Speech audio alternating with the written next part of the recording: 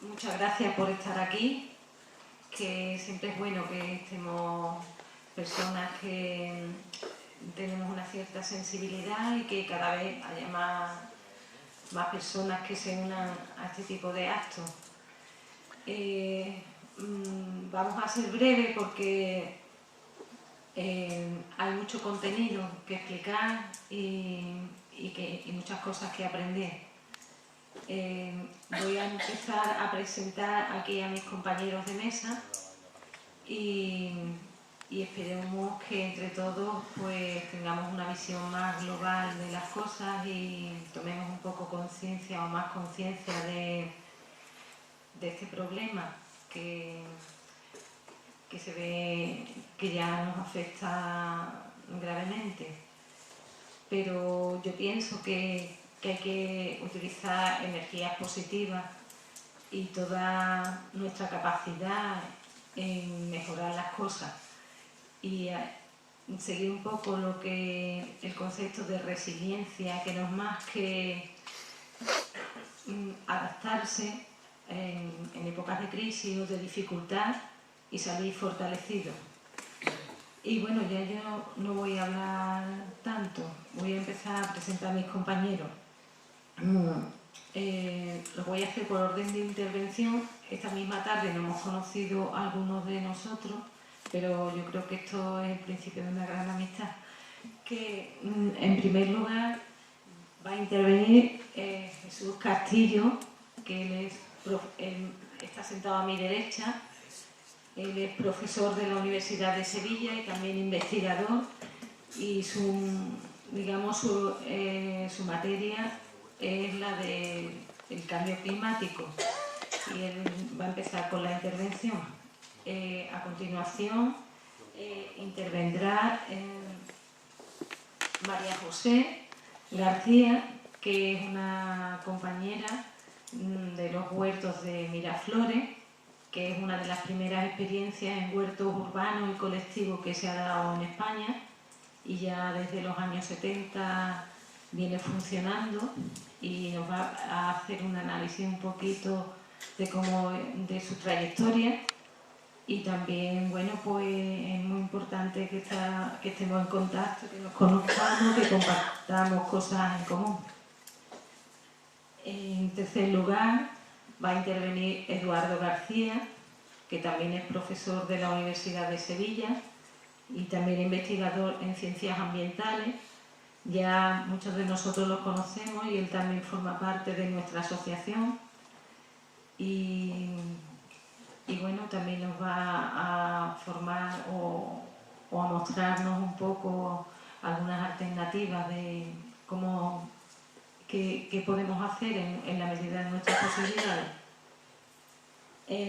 A continuación intervendrá Víctor García, que lo tenemos ahí a la izquierda. Yo es que confundo derecha e izquierda. Que es experto en energías alternativas y también viene fomentando lo que es las cooperativas de energía limpia, como son energía. Y en último lugar hay otra compañera, que es Charo Gómez, que ella nos va a explicar lo que es la economía del bien común, ya para cerrar un poco el acto. Eso, cada ponente aproximadamente tiene, en teoría, 5 o 7 minutos para poner su ponencia, y después haremos un coloquio entre todos y a ver qué podemos mover aquí. Y bueno, pues nada, os vuelvo a dar las gracias y vamos a escuchar a estas personas que tienen cosas importantes que decirnos. Nada más, gracias.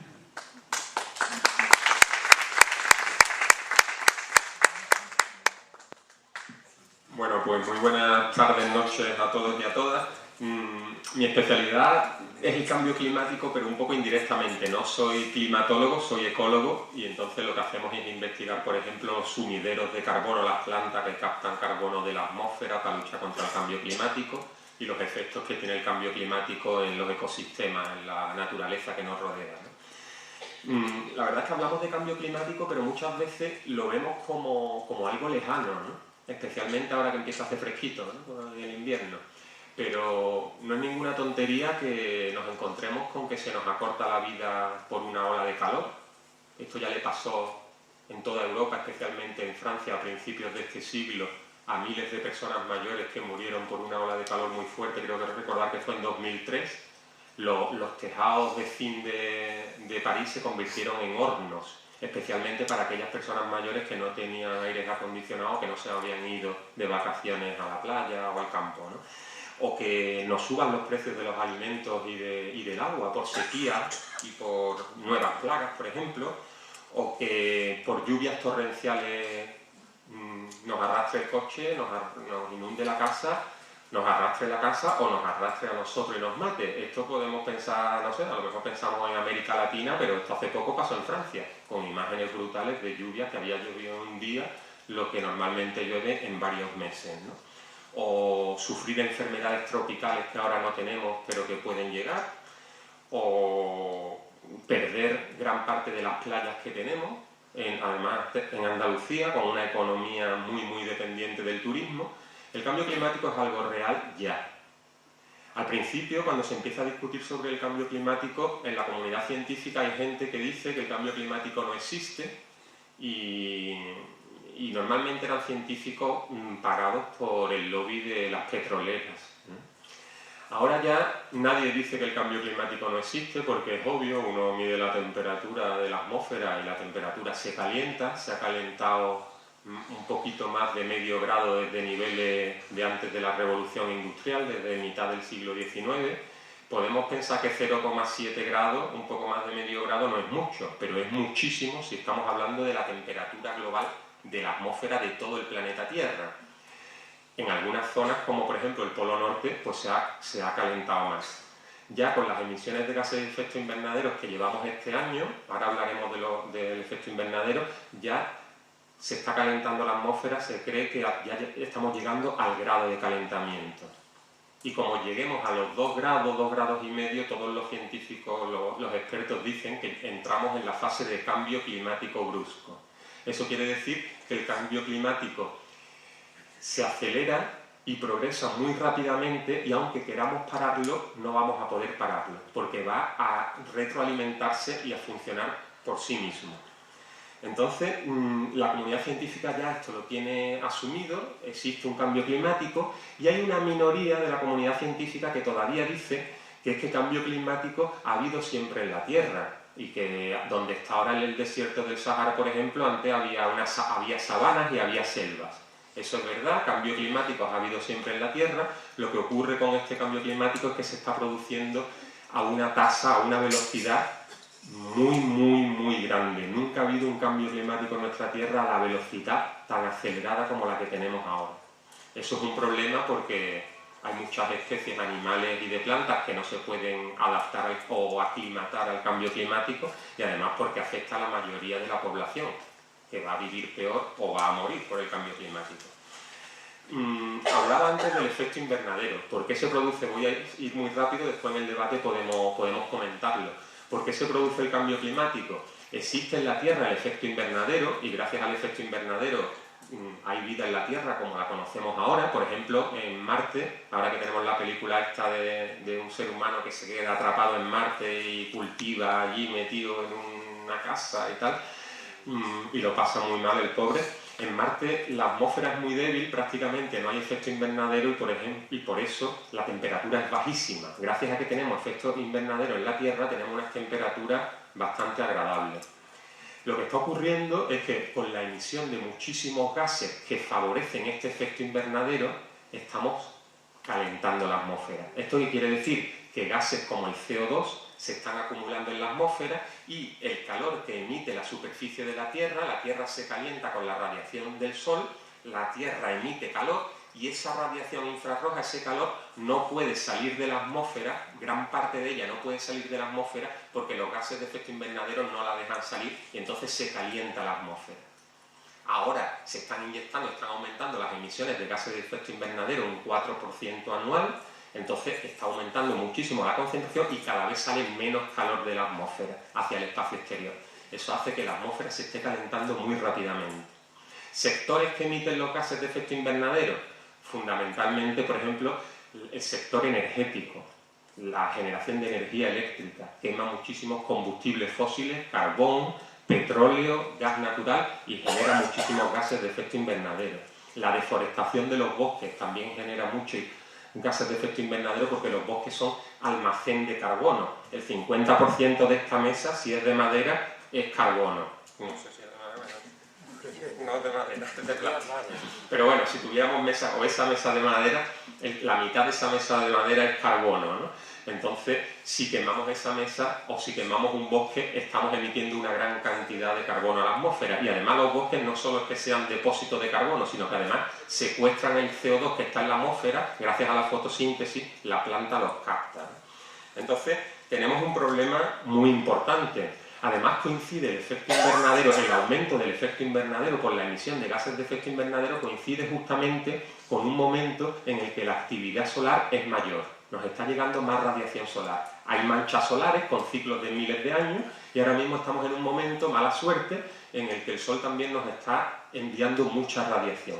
Pero como mínimo, según todos los estudios científicos, el 80% del efecto invernadero que tenemos ahora está provocado por el ser humano por emitir contaminación a la atmósfera que aumenta el efecto invernadero. A eso se suma como máximo un 20% que sería adjudicable al aumento de la radiación solar. Y frente a esto, lo que nos dicen también los científicos reunidos en el panel intergubernamental para el cambio climático, lo que es las siglas del IPCC, por las siglas en inglés, nos dicen que tenemos que reaccionar ya, que vamos muy tarde en la mitigación, en la lucha contra el cambio climático, porque frente al cambio climático puedes hacer dos cosas, y hay que hacer dos cosas. Una, te tienes que adaptar, es decir, el cambio climático está sucediendo y si hay olas de calor tendremos que tener casas bien aisladas, aclimatadas, ciudades amables donde pueda uno pasear por debajo de árboles. Si sube el nivel del mar tendremos que construir diques para no inundarnos. Si llueve menos tendremos que construir embalses o comer menos de productos que requieran mucha agua. El cambio climático está pasando. Cada vez son más frecuentes los fenómenos meteorológicos extremos y eso es lo que nos dicen los modelos de cambio climático. Tendremos que tener sistemas de alarma temprana, tendremos que tener equipos de reconstrucción que reconstruyan las zonas impactadas por los huracanes. Bueno, pues todo esto es la adaptación al cambio climático. Y por otro lado tenemos la mitigación, la lucha contra el cambio climático, es decir, emitir menos gases de efecto invernadero y secuestrar los gases que ya están emitidos gracias a la vegetación. Entonces, lo que nos dicen los expertos, decía, es que vamos tarde. Si no reaccionamos de manera muy contundente antes de 2030, es decir, de aquí a 15 años, posiblemente ya sea demasiado tarde. Entraremos en el cambio climático brusco, no lo podremos parar, esto se calentará muchísimo. ¿Cuándo parará? No se sabe. Parará en un planeta más cálido, más inhóspito para la mayoría de la población mundial y para la mayoría de la biodiversidad que tenemos ahora. Y la biodiversidad es riqueza. Entonces, si perdemos plantas, perdemos animales, perdemos muchas, por ejemplo, medicinas, ¿no?, que vienen de esas plantas. Entonces, ¿qué hacemos, ¿no? ¿Qué hacemos frente a todo esto? Después yo creo que en el debate van a salir muchas cosas, pero yo creo que hay tres temas de actualidad que tienen que ver mucho con esto del cambio climático. Hoy es el Black Friday, que está ahora muy de moda, se puede comprar muy barato. Bueno, hay mucha gente que hoy está comprando cosas que no necesita simplemente porque son baratas. Esto tiene que ver con la estrategia de las 3 R del movimiento ecologista. Reduce, si no puede reducir, reutiliza, y si no puede reutilizar, recicla. Normalmente solo nos hablan de la tercera R, de recicla, con los contenedores de los colores, que están muy bien, pero poco nos hablan del reutiliza y casi nada del reduce. Entonces, por un lado, tenemos que hacer todo eso. Y eso no os lo voy a contar, posiblemente algunos compañeros os lo cuenten, porque además es de lo que más sabemos, porque nos hablan continuamente de eso. Pero por otro lado, también de actualidad, están sonando los tambores de guerra. Francia, después de los horribles atentados en París, está bombardeando, ya estaba bombardeando antes al Estado Islámico en Siria. Estados Unidos también está bombardeando y todos sabemos que el ISIS, el Estado Islámico, es producto de la invasión de Irak por parte de Estados Unidos y todo lo que vino después.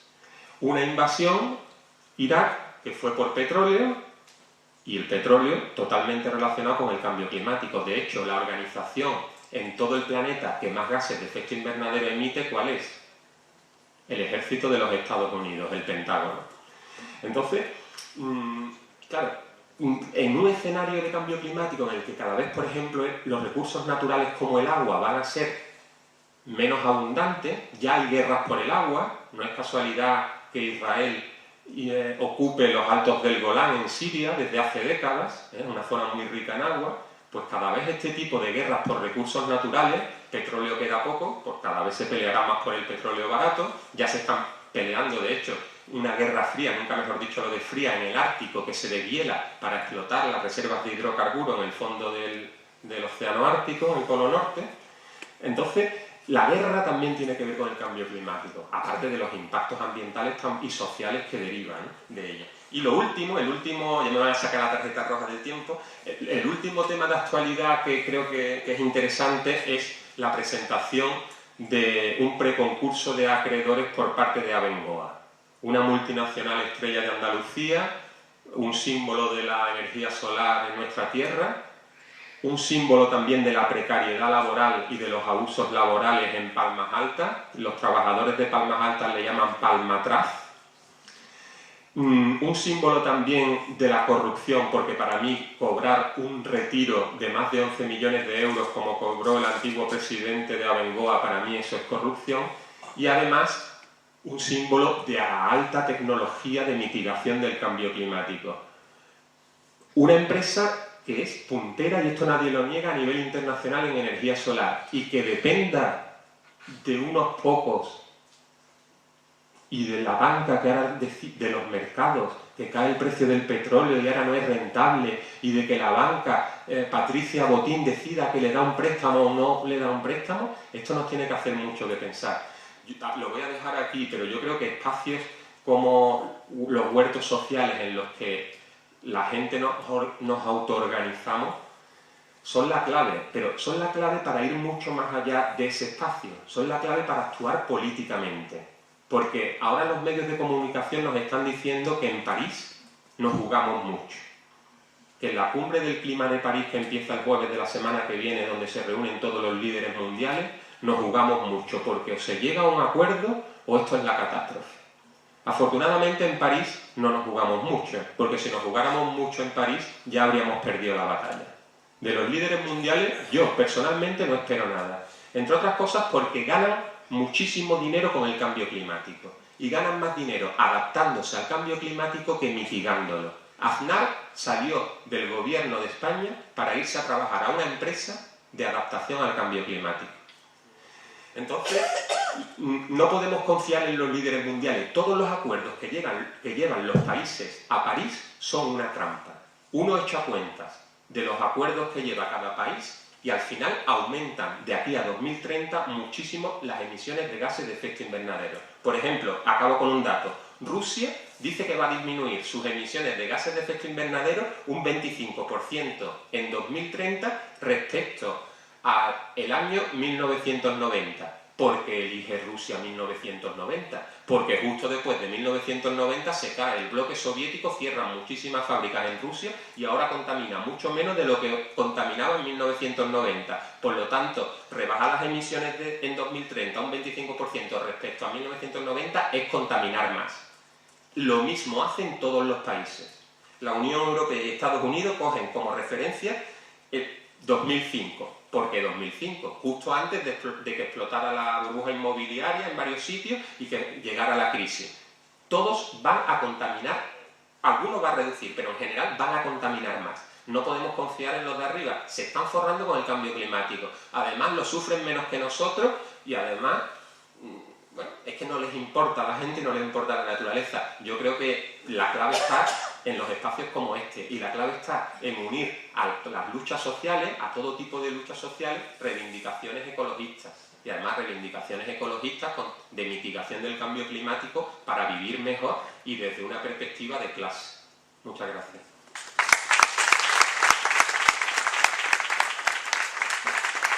A continuación va a intervenir María José y ella va a explicar un poco el tema de los votos. Voy a cambiar así.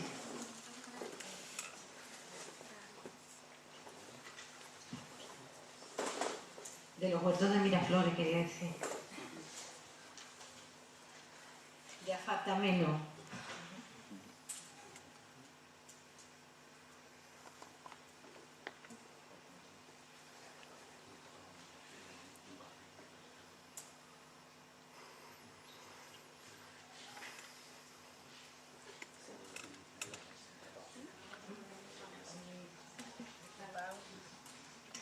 ¿Tenéis encendido el otro ordenador?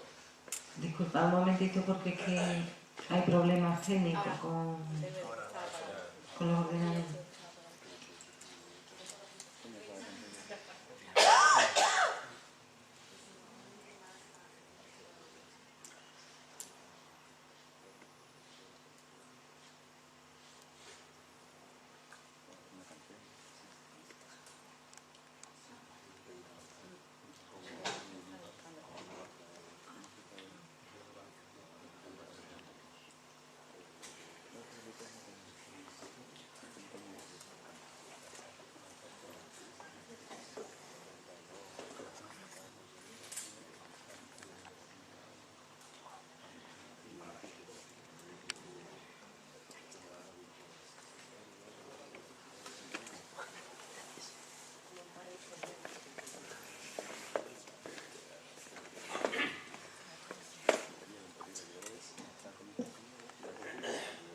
Buenas tardes, ¿me escucháis bien? Sí. Pues nada, voy a intentar que no me saquen la tarjeta roja, ¿vale? Como compañero.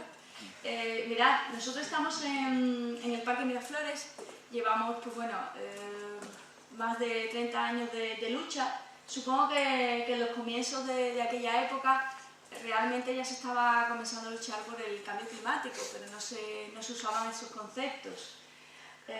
A día de hoy, pues bueno, estamos en el Parque Miraflores. Para aquellos que no nos conozcan, es una zona norte de Sevilla. A lo largo de la historia, aquella zona fueron huertas y nada, a principios del siglo XIX y final del XIX, comienzo del XX, pues bueno, las huertas empezaron a desaparecer para construir edificios y barrios. ¿Qué es lo que pasó? Que hubo una mala planificación urbanística y todo aquello, pues bueno, produjo un montón de carencias. Falta de espacios públicos, de necesidades básicas vitales, de espacios verdes. Y en los años 70, a raíz de la construcción de todos esos edificios, pues hubo una zona, que es esta, en la cual las constructoras, todos los restos de las obras que iban haciendo en los barrios de la zona, pues nada, era más fácil echarla ahí que llevársela a otro sitio. Y bueno, esa es un poco la imagen del Parque Miraflores en el 83. ¿Qué es lo que pasó? El movimiento vecinal empezó a moverse, como su nombre dice, y la gente empezó a plantear que, bueno, que cuál era la situación que había allí, que para sus hijos no había espacios verdes. Y hubo una movilización y comenzaron un poco a ocupar eso que tanto de moda hasta ahora. Pues en aquella época los propios vecinos empezaron a ocupar, empezaron a reunirse, a organizarse y plantearon que, bueno, que aquel entorno tenía que tener otro sentido. Vieron que era una zona verde, que era un espacio donde no se podía edificar y bueno, y comenzaron pues a ocuparlo, pues eso, a través de situaciones en las que se reunieron, empezaron a plantar árboles, empezaron a limpiar las zonas, edificios que había que eran municipales y estaban abandonados, empezaron a usarlos y ahí, digamos, ya empezó un poco lo que era la implicación y el compromiso social, ¿vale? A través de ese movimiento vecinal. Cuando ya se pudo conseguir que la administración tomase un poco más en serio todos los planteamientos de estos vecinos, pues llegó un momento en que los vecinos dijeron, bueno, y ahora que se va a empezar a construir el parque, ¿cuál es nuestro sentido aquí?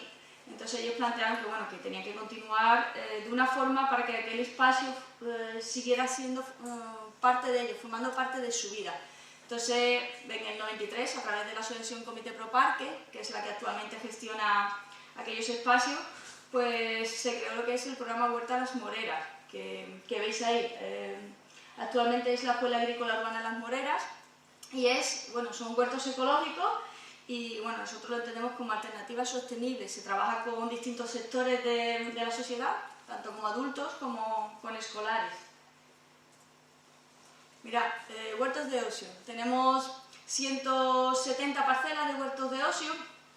Al final son vecinos y vecinas que en ese cambio que hicieron en el parque, todo lo que haya ido para allá o no lo conozcáis, todo lo que allí está hecho está creado por ellos mismos. Es cierto que a lo largo de estos 25 años pues ha habido mucho compromiso vecinal gracias a toda la implicación de los vecinos y vecinas. Hoy los huertos del Parque Miraflores son lo que son gracias a ellos, además del compromiso de la asociación o del equipo técnico que trabaja, pero nosotros no nos cansamos de decir que sin el compromiso de los vecinos aquello no sería lo que es.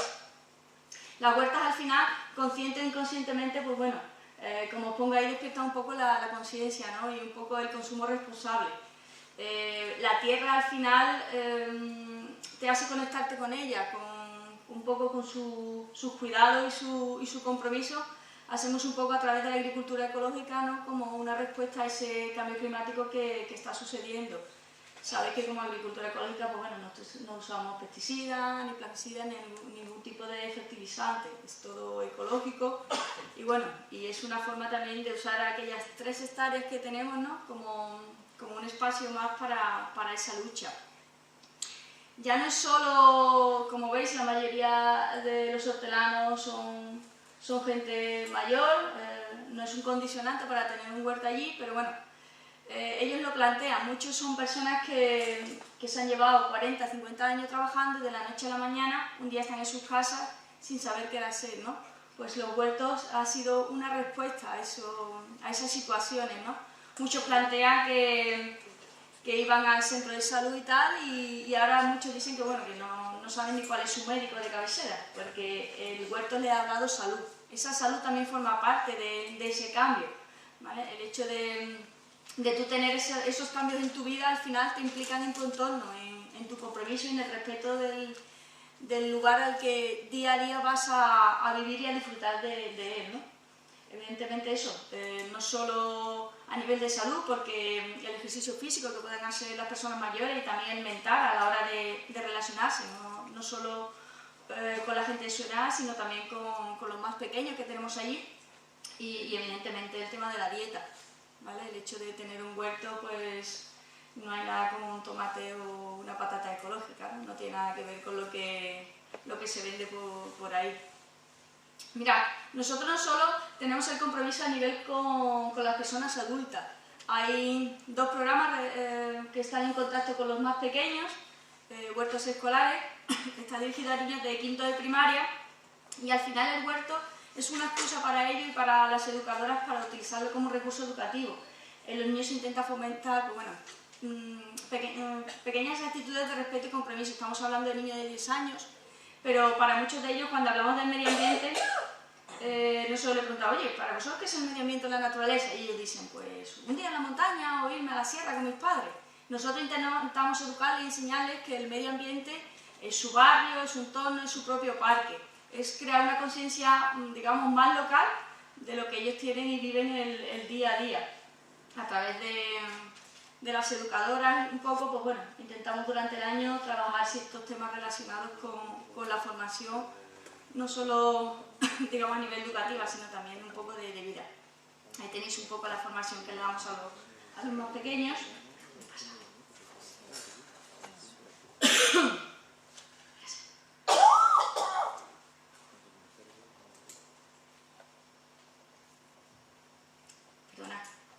Así que nada, intentamos un poco promover con ellos tareas colaborativas y participativas.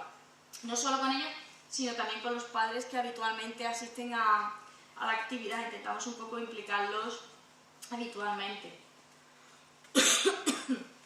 es ese otro proyecto, el proyecto de sexto curso y de primero de la ESO. Son niños que durante el curso perdonad.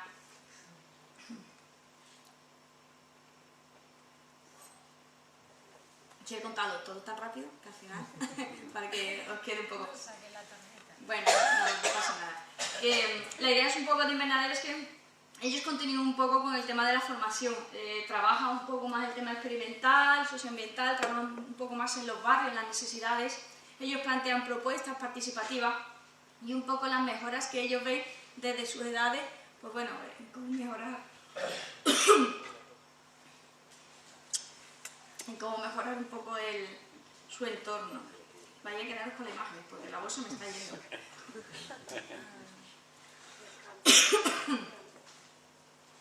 Ahí tenéis algunas de las imágenes de los pequeñajos. Mirad, y esta es una de las cosas más importantes que nosotros creemos y que confiamos cada día. Visitas, tenemos visitas diarias. Anualmente nos visitan al parque unas 6.000 personas y con un trabajo previo con el profesorado, pues bueno, intentamos un poco concienciar y sobre todo formarlos. La idea es que no solo allí existe el cambio, sino que el cambio desde fuera también lo podemos hacer. Entonces intentamos comprometer a todas las visitas y toda la gente que viene a nuestro parque con que se impliquen un poco y que no solo su espacio es en el espacio en el que viven, también pueden participar y hacer, digamos, un poco propuestas para su mejora, un poco lo que trabajamos con los niños durante el curso. Nada, ahí veis un poco como final, ¿no? Creemos que el modelo de gestión de educación que realizamos en nuestro programa, que a lo largo de 30 años de lucha, creemos que va a ayudar a tener una idea distinta a los vecinos del entorno, ¿no? Así como a nuestras futuras generaciones. Es un poco, a grandes rasgos, lo que hoy queríamos más o menos comentar, y disculpad por la voz.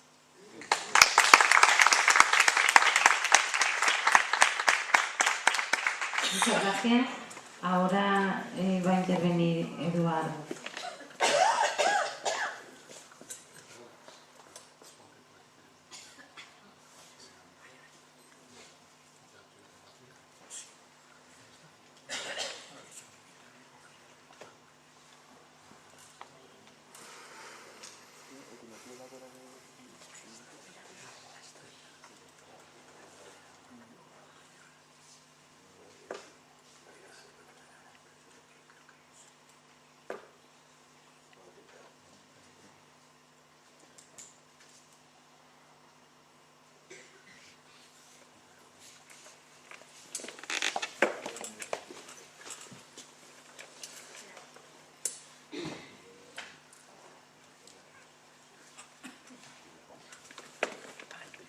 Hola, buenas noches.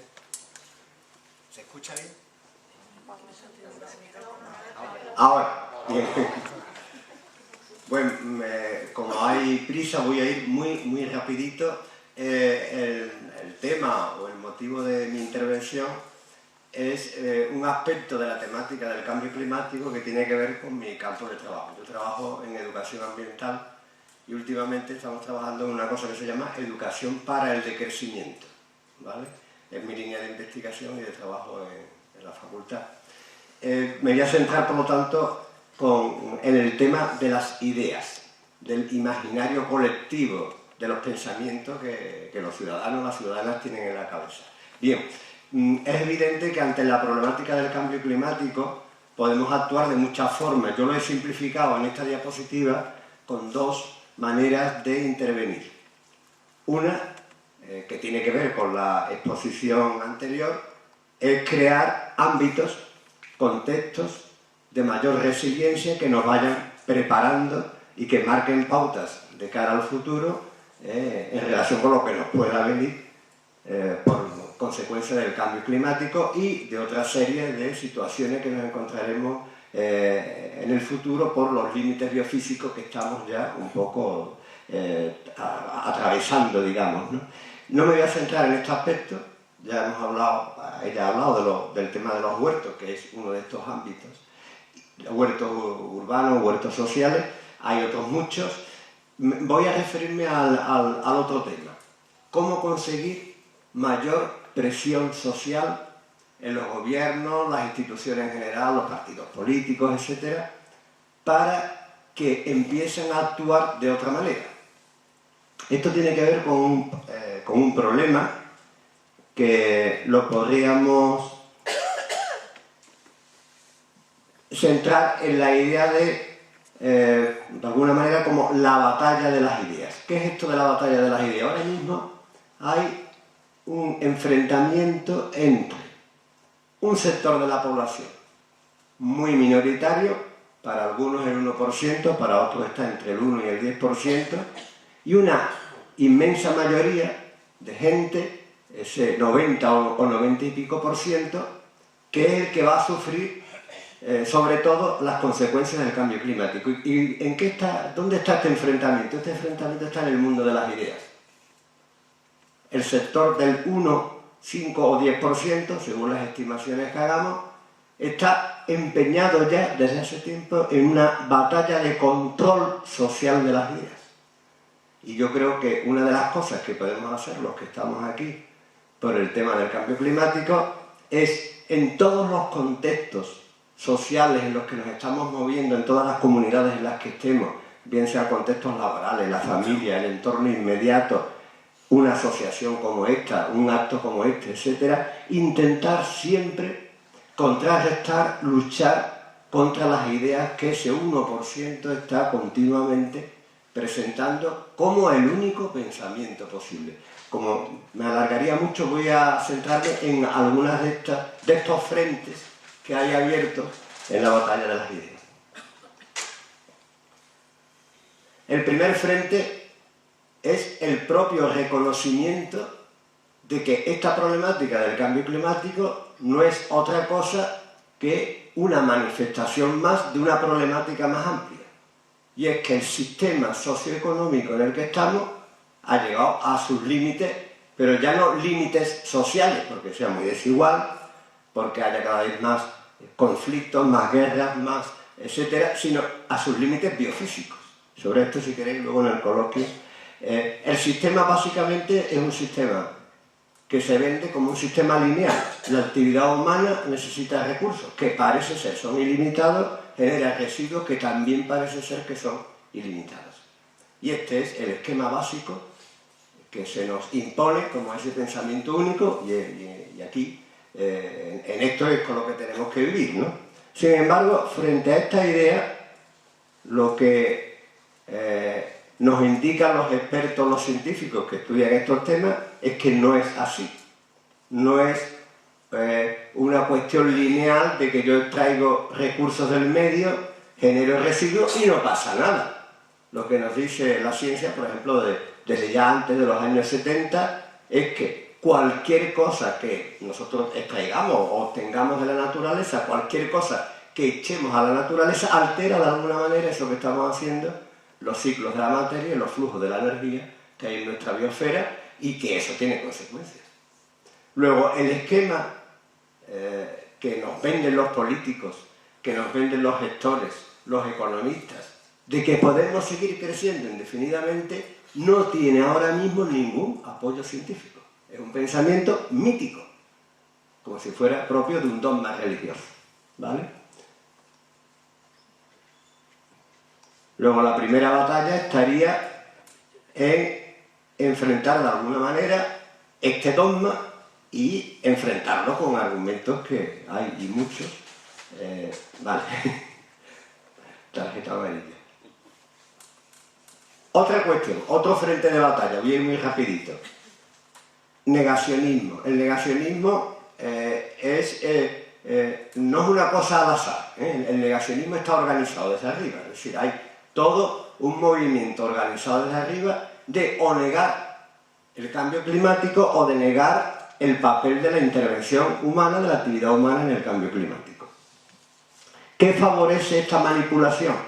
Pues la favorece una característica que tiene la psicología humana que se llama disonancia cognitiva, es decir, si a mí algo me crea mucho conflicto, yo puedo llegar a negar la evidencia, y esto lo estamos haciendo los ciudadanos todos los días. Sabemos, escuchamos hablar lo del cambio climático y que esto es peligroso, ya antes Jesús ha dado una larga lista y tal, pero en nuestra mente buscamos la equilibración cognitiva. ¿Y cómo nos equilibramos? Negando o diciendo, no, esto no será así, y muy probablemente, y ahí viene la segunda parte, habrá una solución tecnológica a este problema. Es lo que llamamos en la jerga nuestra el optimismo tecnológico. Si queréis, luego entramos en el coloquio de por qué el optimismo tecnológico no tiene ningún fundamento. Otro frente. El otro frente es el conformismo. Y el conformismo también tiene una razón psicológica. Nos están todo el día haciendo ver que no sirve para nada actuar. Y el principio un poco psicológico que aquí se aplica es lo que llamamos el síndrome de la indefensión aprendida. Si a un animal yo le doy descargas, independientemente de lo que él haga para evitar la descarga, termina inhibiéndose y quedando absolutamente sin capacidad de reacción. Esto lo hacen con la población humana, los poderes, pues mediante el miedo, el terrorismo, las guerras y en general las situaciones de crisis en las que nos entra el miedo y quedamos paralizados y sin capacidad de respuesta. Nos están aplicando estos mecanismos de control psicosocial. Otro ejemplo también, tenemos un problema con la mayor parte de estas cosas que ha mencionado Jesús antes de gases de efecto invernadero, problemas que nos puede esto llevar, nos va a traer en el futuro, etc. Y el problema es que no son peligros, riesgos suficientemente evidentes. Y como no son suficientemente evidentes, pues de alguna forma hay que convencer, persuadir, educar a la población de que el riesgo está ahí, aunque no lo veamos, ¿no? Bueno, esto de las ranas, lo conocéis, ¿no? La metáfora de las ranas hervidas. Si un cambio es muy lento, por ejemplo, se va calentando muy poquito a poco el agua, la rana no salta de la cazuela, se queda ahí y se muere. Con el cambio climático nos puede pasar algo de este tipo. Los cambios no son tan bruscos como para que nos asustemos y salgamos corriendo, ¿no? Bueno, lo dejo ya aquí. Lo último que quería decir es que otro frente de batalla clarísimo es terminar esa conexión funesta que hay entre felicidad y consumo, que está en la base de toda la problemática de una actividad humana que sobrepasa los límites biofísicos del planeta. Lo dejamos aquí, luego en el coloquio, si queréis, continuamos profundizando.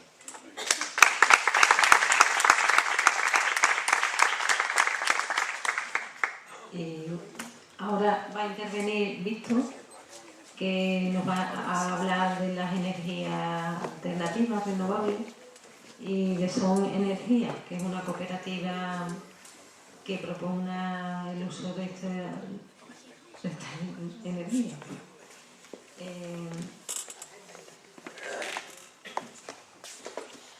Bueno, disculpad unos minutillos de acople del ordenador.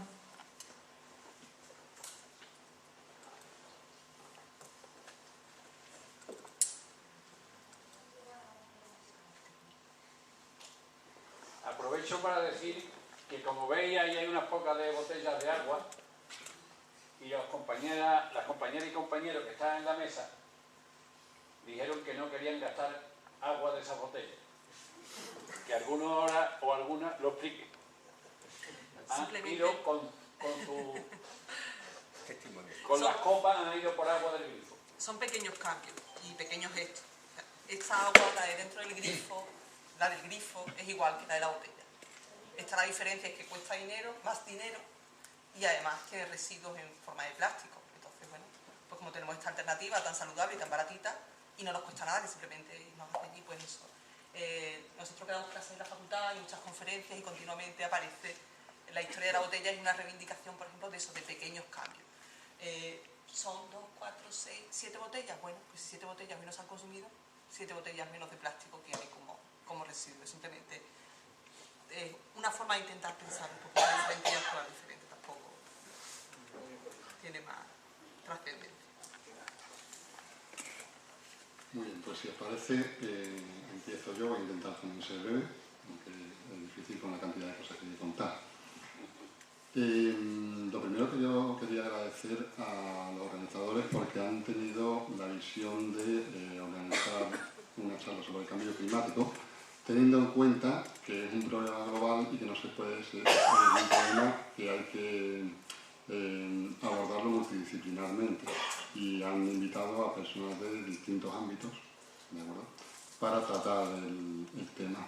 Yo voy a hablar desde el punto de vista de la energía, un tema del que no se suele hablar y que es muy importante. Lo primero, antes de empezar a hablar de energía, es, bueno, ya nos ha introducido nuestro compañero, lo importante de todo esto. Yo voy a hablar aquí de alternativas y demás. Todas estas alternativas no valen para nada si no reducimos, que ya lo han dicho nuestros compañeros, y además ahora nos van a hablar de economía de bien común, que también va sobre el tema. Lo importante es reducir, no estamos consumiendo demasiados recursos y la Tierra no aguanta que todos consumamos a este nivel. Para nosotros es normal, estamos en un mundo, en el llamado primer mundo, pero no se concibe arreglar los problemas del cambio climático si primero no se intenta arreglar los problemas del mundo.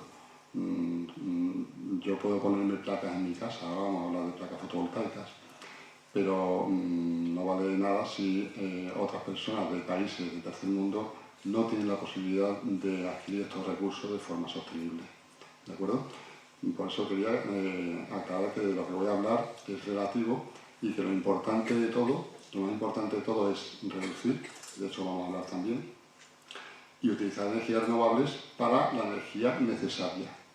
Y que tenemos que intentar, sobre todo, hacer que los recursos lleguen a toda la gente.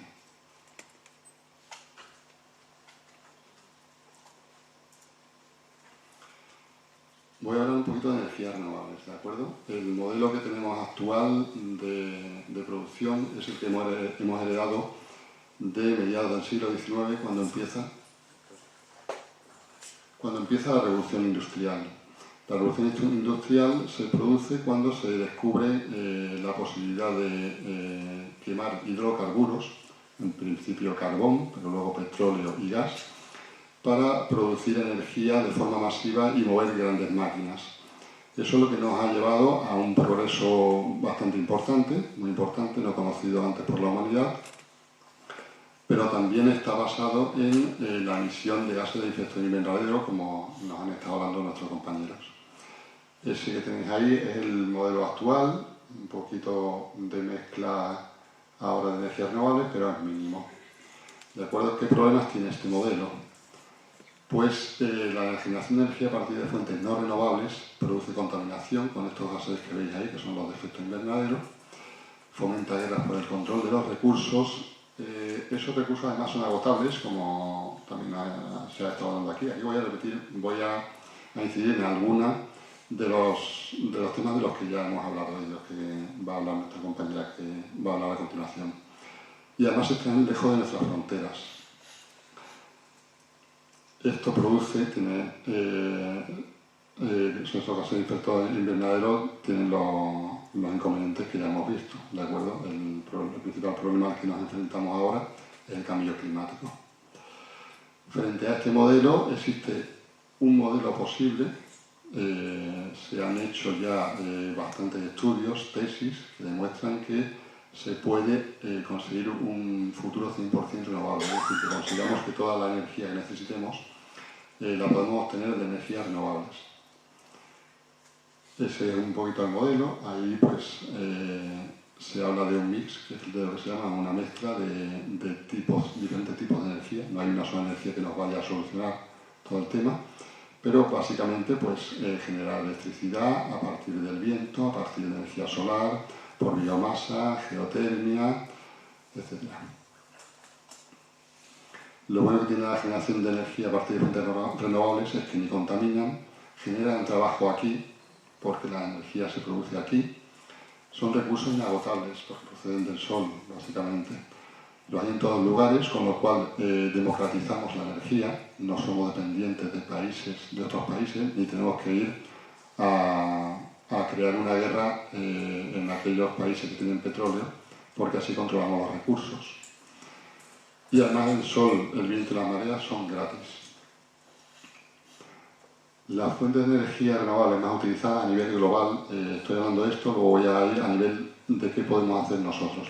Las fuentes de energía más utilizadas son la eólica, la solar fotovoltaica, solar térmica, solar de concentración, hidroeléctrica y biogás. Ahora que estos son fuentes de energía renovable no contaminantes, no emiten CO2 en su generación. Luego está también la biomasa, que se considera renovable, porque es de un ciclo, aunque emite CO2, de un ciclo corto.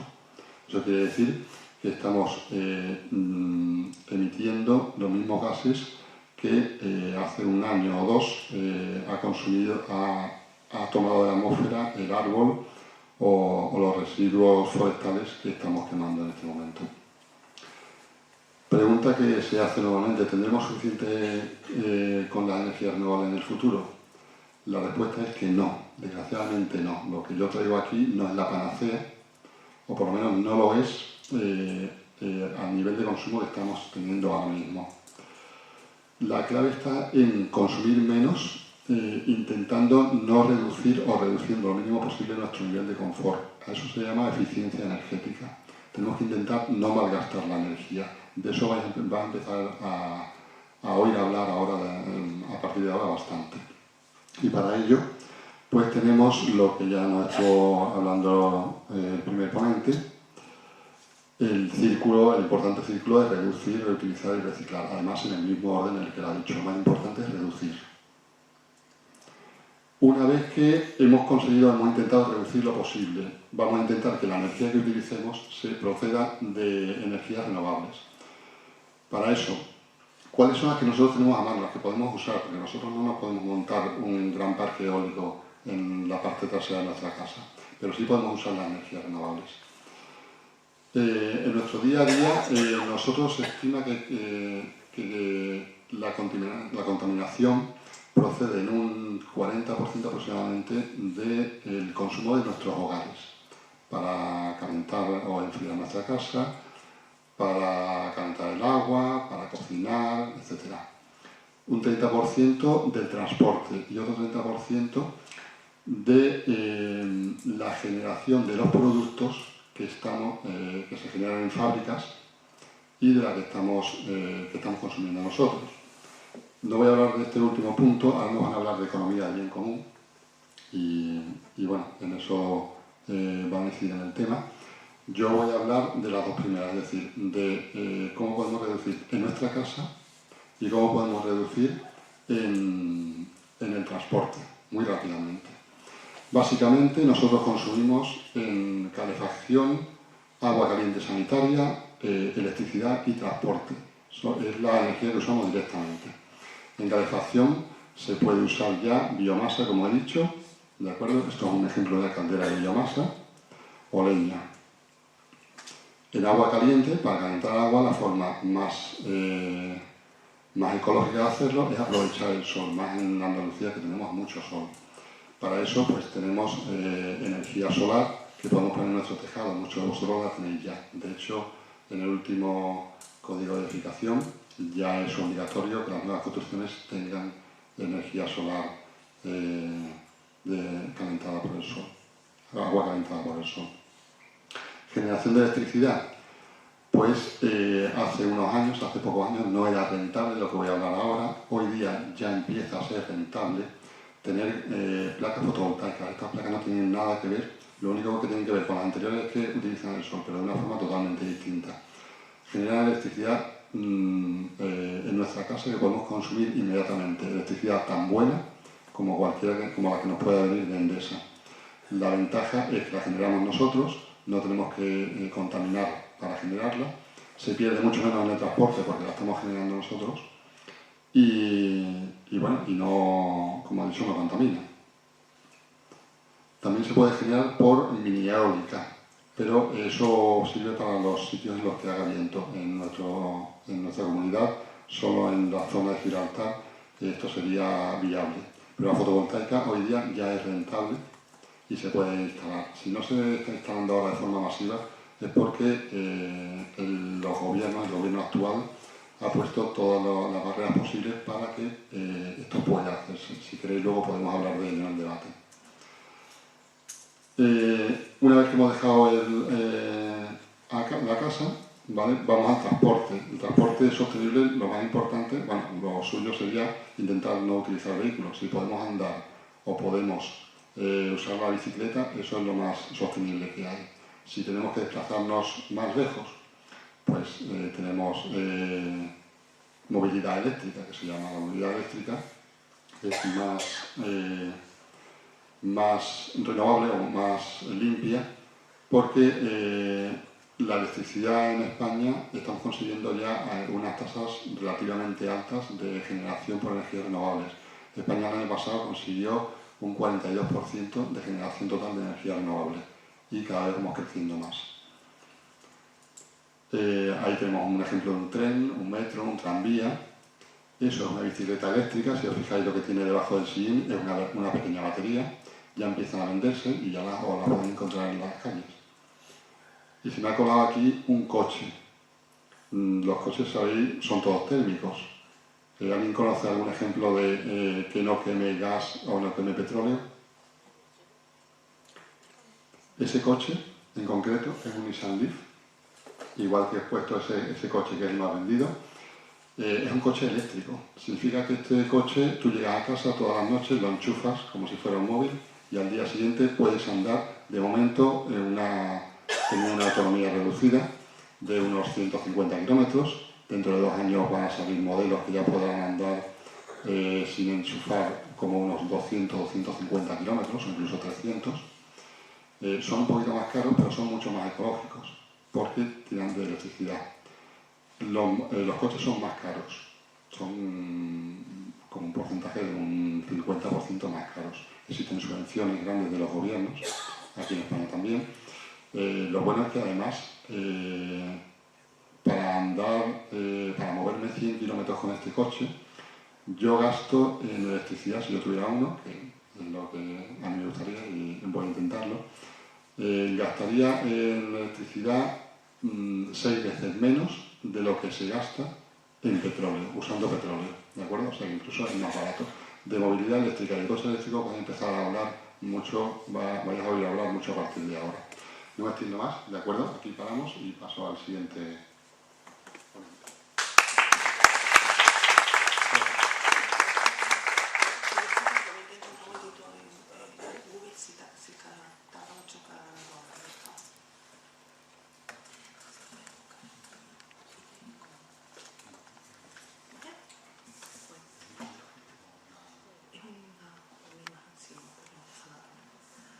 Hola, buenas tardes.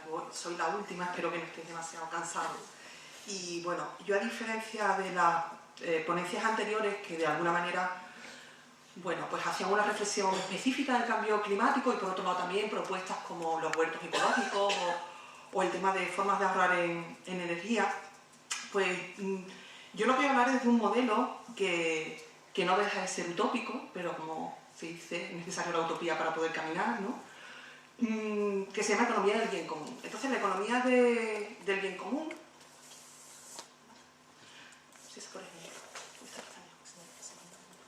La economía del bien común, lo que se plantea es que cuando pensamos en una empresa, pensamos como una especie de caja negra, ¿no? Que no sabemos muy bien lo que hay dentro, que lo único que sabemos es que al final resulta que produce alguien que vende y que gana mucho dinero.